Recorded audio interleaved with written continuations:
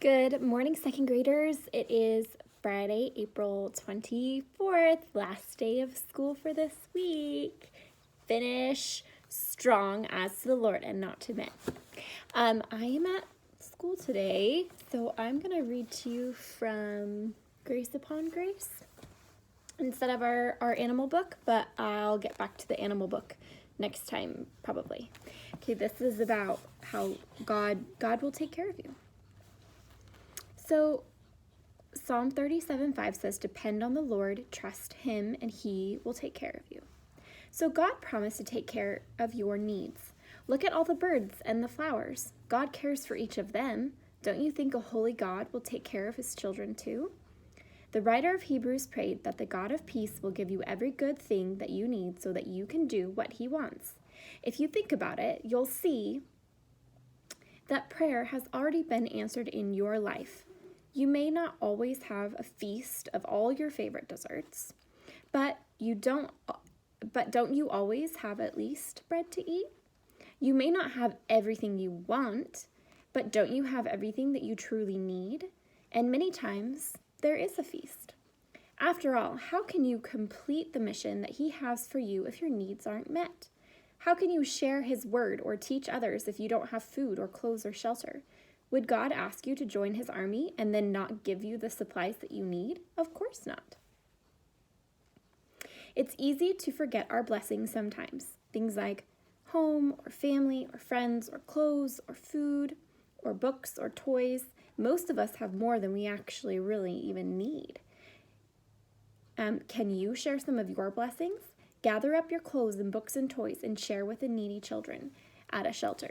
That's just one idea. Or share something with your siblings or with your mom and dad or classmates when we come back to school. Okay, I am going to read to you a poem called Isabel. I've read this to you many times, but it's just one of my favorites. So, here we go. Isabel, author unknown. Isabel met an enormous bear.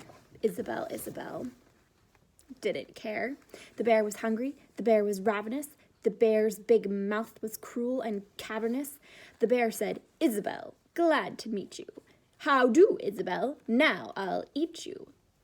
Isabel didn't worry. Isabel didn't scream or scurry. She washed her hands and straightened her hair up. Then Isabel quietly ate the bear up. Once in a night, as black as pitch, Isabel met a wicked old witch. The witch's face was cross and crinkled. The witch's gums with teeth were sprinkled. Ho, ho, Isabel, the old witch crowed. I'll turn you into an ugly toad.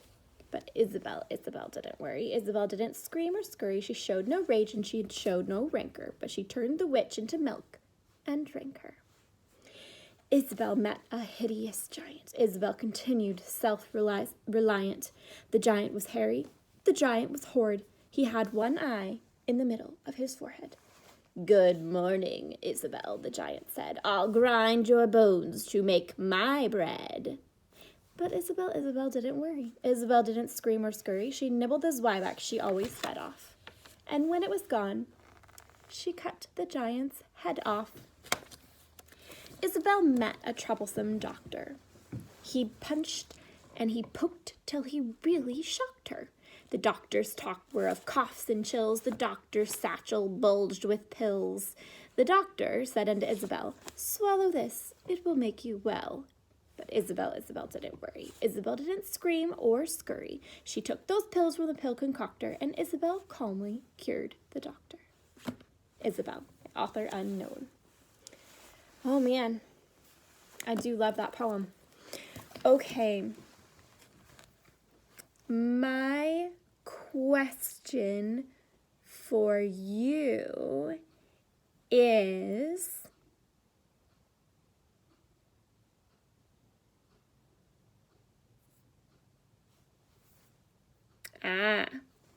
what is a song that you've been singing lately? Or been listening to? Tell me a song. Okay, you guys.